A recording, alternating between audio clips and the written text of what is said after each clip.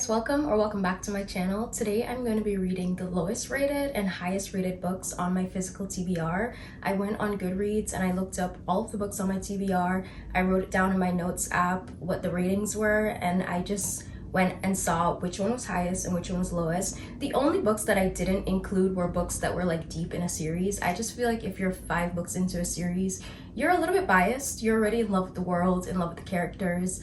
And so I didn't include books in a series. I just did standalones.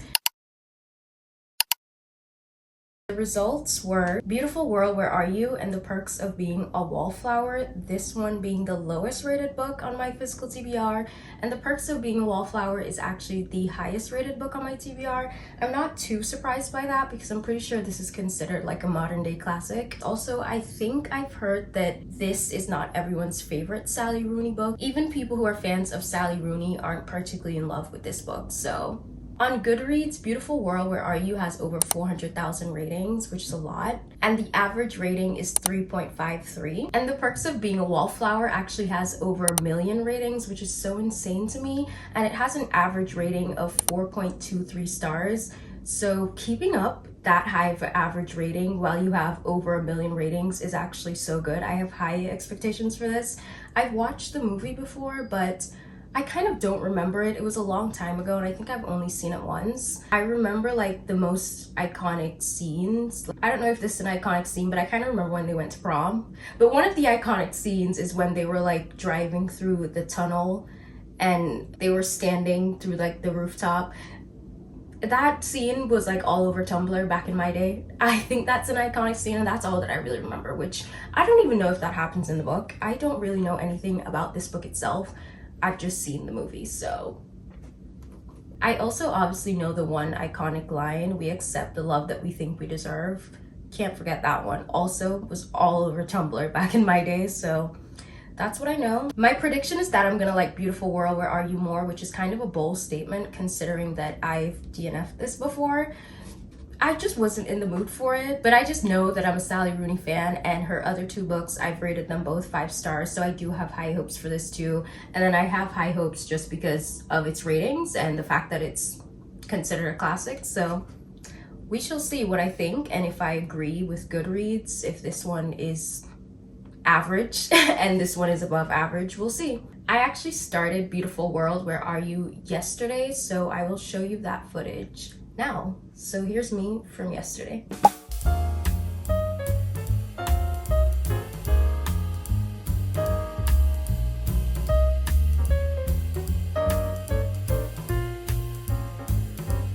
So this book says Alice, a novelist, meets Felix, who works in a warehouse, and asks him if he'd like to travel to Rome with her. Why can't I just meet someone and they ask him if I'd like to travel to Rome with them? Why doesn't that happen to me? I don't know if these 2 people like don't know each other well and they're just going to travel together. So that sounds interesting. And then it goes on to say in Dublin, her best friend Eileen is getting over a breakup and slips back into flirting with Simon, a man who she has known since childhood. Okay. Alice, Felix, Eileen, and Simon are still young, but life is catching up with them. I feel that. They desire each other, they delude each other, they get together, they break apart. They have sex, they worry about sex, they worry about their friendships and the world they live in. Are they standing in the last lighted room before the darkness, bearing witness to something? You know, I ask myself the same thing every day, so I get it. Will they find a way to believe in a beautiful world? That description doesn't really say much, but at the same time, I feel like Sally Rooney's books are such slice of life. It's not too plot heavy. I don't know about this one.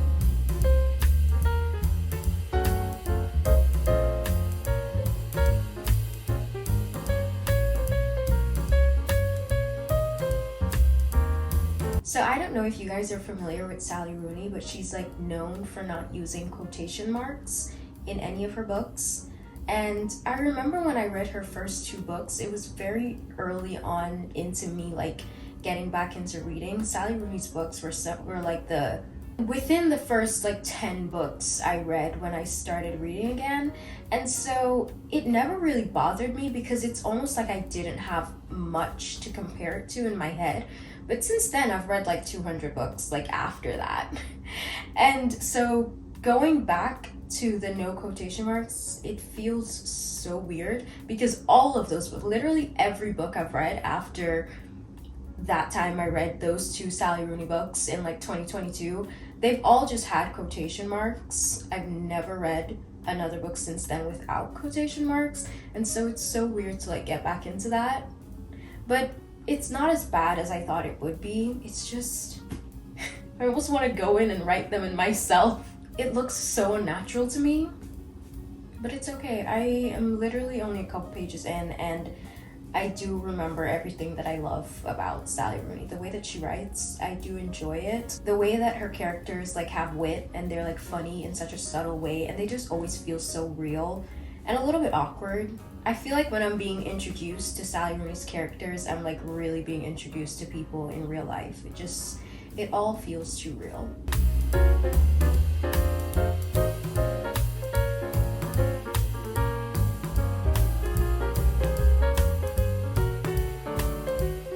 I love seeing my annotations from the first time I attempted to read this book. I literally have no idea why I DNF'd it, but I knew it was more like a soft DNF, like I was gonna stop reading it and I'll get back to it eventually. And I think at the time I just wasn't in the mood for it, so I knew I would always get back to it. And seeing the things that I annotated from then, because it was like 2 years ago, and I've already picked up my pen so that I could annotate some more, and just seeing the difference in the things that I would annotate then and the things that I would annotate now, it just kind of shows like what I'm going through in life.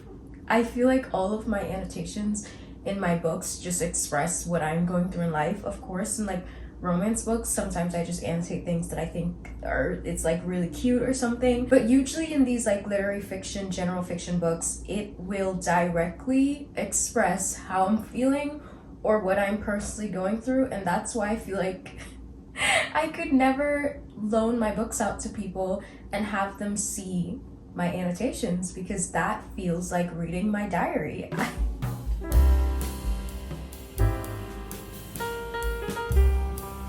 So if any of you guys have watched any of my videos where I talk about my physical TBR and how this is the oldest book on my TBR, I talk about how much I've been avoiding this book, and I just kind of remembered why I've been avoiding this book. So basically there are these chapters within this book where both Alice and Eileen would talk to each other through emails, because we're kind of getting 2 different storylines. We're getting Alice and what's going on in her life, and then Eileen and what's going on in her life, and they email and catch up with each other, and they talk a lot about politics and their opinions on politics and just random things in like history and stuff like that.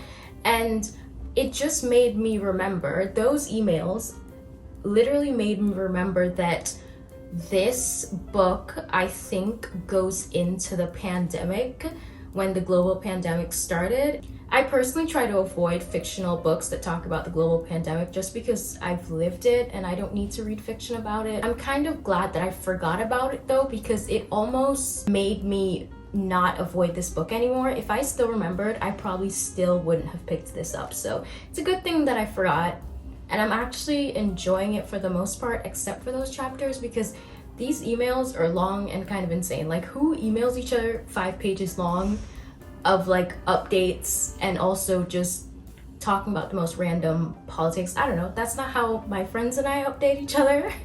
So I don't know, they're kind of very interesting friends. They have a very interesting dynamic going on.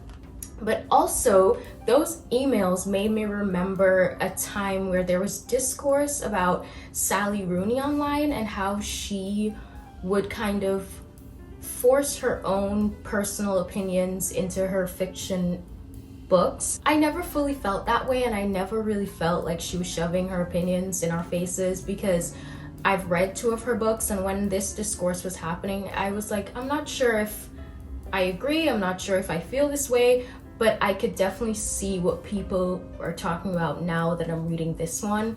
There's a lot of talk about politics in here, and she is far more opinionated in this book than she was in Conversations with Friends and Normal People, and that's how I feel about that. So I think I just wasn't aware of what everyone was talking about because I hadn't read this one yet. It doesn't really bother me that much, because whether I agree with her or not, I could still put that aside and still read the book and just enjoy the parts that aren't so much about her political opinions or the characters' political opinions and everything that they have going on. So I actually am enjoying it a lot so far though, but those emails obviously aren't my favorite part, and I know it's something that a lot of people would probably hate.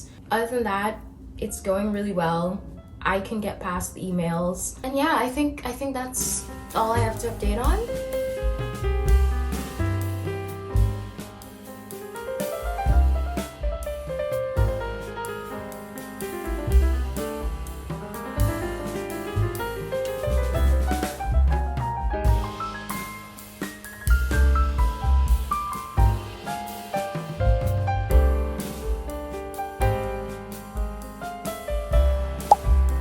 I read like over half of this book yesterday, and I feel like I don't really have that much of an update because it's not that they're not doing much, but it's just kind of going through their daily lives and just showing us how they feel about a lot of things. I feel like the line in the description that says they have sex, they worry about sex, they worry about their friendships and the world they live in, that's literally all they've been doing.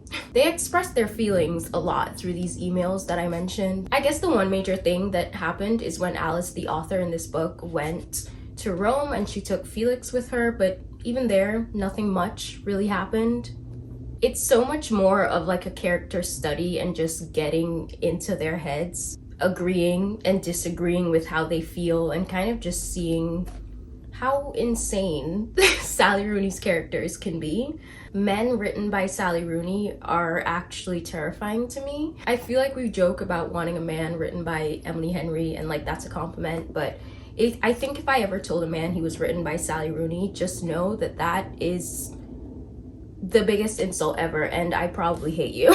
Also, when I said that I think the pandemic is going to happen in this book, there's this part that says, so of course, in the midst of everything, the state of the world being what it is, humanity on the cusp of extinction, here I am writing another email about sex and friendship. What else is there to live for? Love always, Alice. So I really do think that that's going to happen, but for right now, they're kind of just living life normally. It's just like something in the background is like happening. Clearly, it's leading up to that. So I do think it's going to end in the pandemic. It's obviously not my favorite thing, but so far I don't mind this book at all. I think it's just like Sally Rooney's writing and the way that she writes characters that I really enjoy. And I enjoy being in their minds. Something about that is just always a good time for me. And I think if this were any other author writing a book like this, that's basically just people going through their everyday lives, I probably wouldn't enjoy it as much, but the characters are making it for me. Not that they're likable in any way, they're just very interesting to me. I'm very intrigued, and I'm actually reading this way faster than I expected to. I literally told myself I'm giving myself the entire week to read this, and I'm already over halfway through. I think I could possibly finish it today.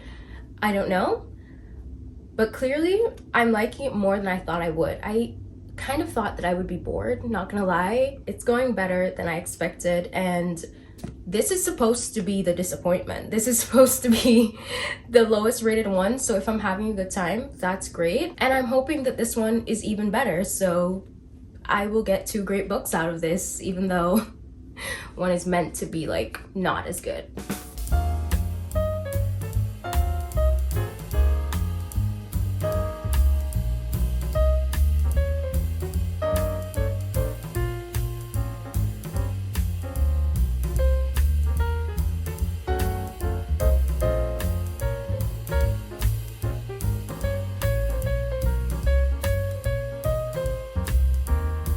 Came back inside because it's just way too hot up there. I can't believe there was ever a time where I really truly enjoyed summer. Like, this heat is unbearable. I don't know how I ever enjoyed that. Anyway, I'm at the point of the book where Alice, Eileen, Simon, and Felix are all together now. So hopefully there will be no more emails. The emails kind of got better. Well, I kind of started to enjoy them more. Maybe it's because they're just discussing lots of random things along with the things going on in their lives, and obviously I'm reading about the things going on in their lives and I'm enjoying that part. So when they kind of discuss it with each other, I like that part. And I think because they're discussing lots of random things, it's like I would like some of the emails and I would dislike some of the emails. So, but there are no more emails for now because they're all together in this house. They're visiting Alice in her new house, so that's been kind of interesting seeing their dynamic. So now that I've finished this, honestly, I feel like I spoke a lot about the emails and I kind of was not liking it for the most part. But now that I finished it, I kind of appreciate what it added to the book, and I feel like it helped with the pacing of the book.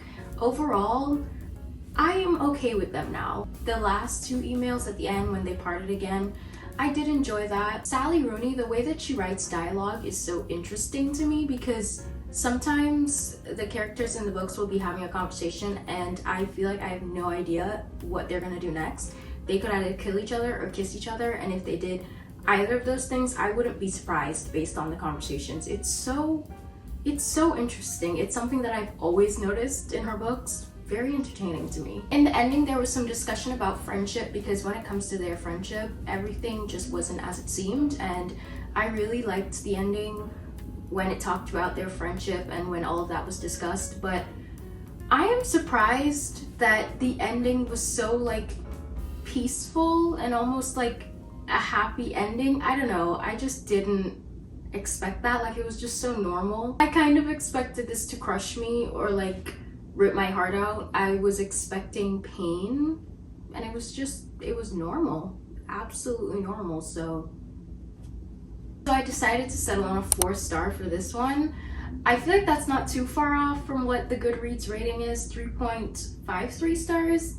Not too bad, so I guess I kind of agree. I definitely just enjoyed it a little bit more. So I'm about to start The Perks of Being a Wallflower, and this one says Charlie's a freshman, and while he's not the biggest geek in the school, he's by no means popular. Shy, introspective, intelligent, beyond his years, yet socially awkward, he's a wallflower. Caught between trying to live his life and trying to run from it, Charlie's attempting to navigate his way through uncharted territory, the world of first dates, mixtapes, family dramas, and new friends, the world of sex, drugs, and the Rocky Horror Picture Show. I don't actually know what that is. Maybe I should look that up. When all one requires is that perfect song on that perfect drive to feel infinite. Wait, I remember I was talking about how I knew like popular things about this book, like that one line that says, "We accept the love that we think we deserve." Is another line from this book something about in that moment we were infinite or something like that? Is that this book? Or I have no idea. I just remember that that was also such a popular quote that I saw everywhere on Tumblr. But Charlie can't stay on the sideline forever. Standing on the fringes of life offers a unique perspective, but there comes a time to see what it looks like from the dance floor. So yeah, that's what this is about. That's what the back of the book says. I kind of like looked into the first chapter. I was reading just the first page a little bit. I don't even know if I should call it a chapter, but it's written like a letter. Like, it starts out with the date, August 25th, 1991, and then it goes, "Dear friend."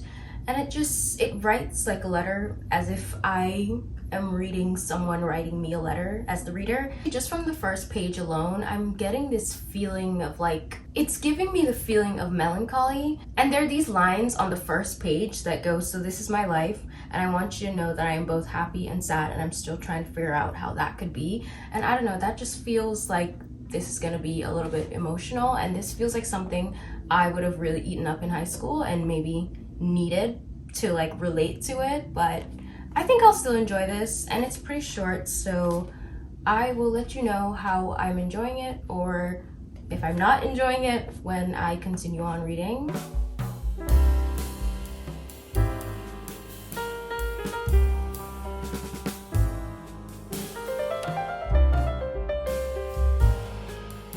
I don't know why I keep trying to go and enjoy the outdoors, because it's just way too hot and I literally could not even focus, and I got a slight headache.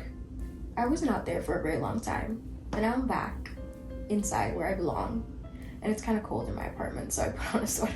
I'm still not very far into this, as I said, couldn't focus, but I feel like what I can say is that I don't know if it's holding my attention very well, but that could have very well just been the fact that I was kind of dying, so.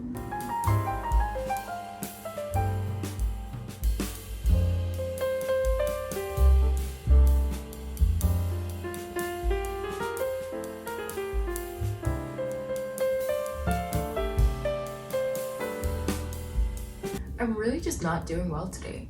I think I'm close to my period, and so I have stomach pain. I feel tired. I also realized I didn't make a matcha, but now it's too late. If I make one now, I will be up all night. I'm just not doing well, and I feel like I'm in that mood where any little thing can set me off. So.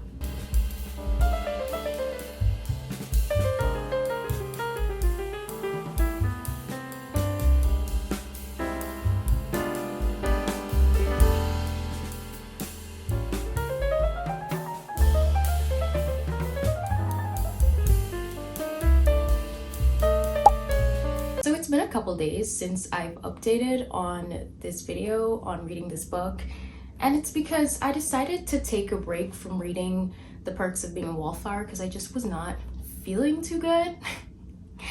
I feel like I was already in a very bad headspace personally. Like, I just wasn't feeling good on my own, and then this book was kind of making it worse for me. So I was like, I think I'll come back to it at a later time. But I don't think I'm going to. I think I'm just gonna DNF this for now, especially not in this video. Like, maybe I will come back to it in a year or something, or maybe in a month when I'm doing better, but definitely not in this video because I'm menstruating and I'm just not doing well and I can't handle this right now. Basically, this book overall is just really sad. That's okay. I feel like I'm used to reading sad books and I love them sometimes, but I'm just not in a good place for it at the moment. I feel like a lot of people in high school would be able to relate to this book. There's just so much about it, but it also doesn't have like an immature tone to it. I feel like sometimes I read YA books and it just has such an immature tone, or books that are set in high school, and I don't feel that way about this book at all. Maybe it's the sadness. I don't know. It's reminding me so much of high school, and high school were some of the worst years of my life, so I really do understand why this is considered a modern day classic, and I understand why it's so loved by many people. I enjoy the writing of it, and I think in a better place I would actually enjoy this too. I think this had potential to be 4 stars and above. I just can't do it right now. I'm not enjoying it, and there's no point of making myself like feel even worse, you know? A huge part of me deciding to not continue this book and just deciding to put it down is that Charlie, the main character of this book, experienced something when he was 7 years old, and I experienced that same thing when I was 11 years old. If you've read the book, you know what I'm talking about, and if you haven't and you plan on reading it, just when you get to the part that's described what happens to Charlie when he's 7 years old, it happened to me when I was 11. I'm gonna talk about it in details now, so if you don't want any spoilers, skip ahead to this timestamp. Okay? Are they gone? All right. So basically, Charlie was really close to his Aunt Helen, and she dies on his birthday, and he finds out, like the entire family finds out when he's like celebrating his 7th birthday. They literally have on party hats and everything. I don't think he was like having a party, but he was celebrating his 7th birthday, and the police comes to the door and they find out that Aunt Helen was in a really bad accident. And when I was 11 years old, I was having my 11th birthday party, and my dad got the call that my grandma died. So it's just the exact same thing, word for word, bar for bar, and I don't know, something about that, I just didn't really want to read it anymore. I feel like I go through these fictional books that are really sad by telling myself this isn't real, this didn't really happen. When it did happen to you, it's kind of harder to convince yourself of that, and it's just not, it's not fun. And I mean, everything doesn't have to be fun, every book doesn't have to be fun, but clearly if it's putting me in such a bad like headspace, why would I continue, you know? So I hope you guys forgive me, and I feel like this video didn't really go as planned. I guess DNFing a book isn't a rating, but it does say something. My earlier prediction was that I was going to like the Sally Rooney book more, and I guess we can easily conclude that I did.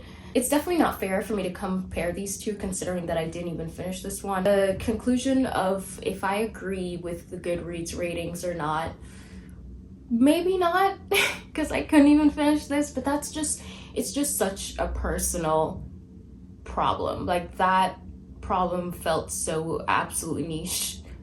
So I don't know. I honestly still think these are two really good books though. As I said, like the writing of this and like the way that it's set up, I think it's really great. And I also discussed why I kind of see why this one is rated on the lower side. So I get it. I feel like these are pretty fair ratings for these two books. I just have personal issues with this one. I also continue to think about the characters in this book a lot. Like, I don't know what it is. And I also just got so excited for Sally Rooney's new release. And I feel like when I can't stop thinking about a book, I immediately need to bump the stars up some. And I'm thinking I'm changing it from 4 stars to 4.5 stars. So I really did enjoy this, and I kind of knew I would. So no surprises there. I really expected to enjoy this one too, but unfortunately I couldn't get through it. And again, I'm sorry that this video, honestly, I guess kind of sucks. I hope you'll forgive me, and I hope you'll understand why. If you got to this point of the video, comment any flower emoji. And thank you so much for watching, and if you liked it, give it a like and subscribe for more, and I'll see you soon. Bye!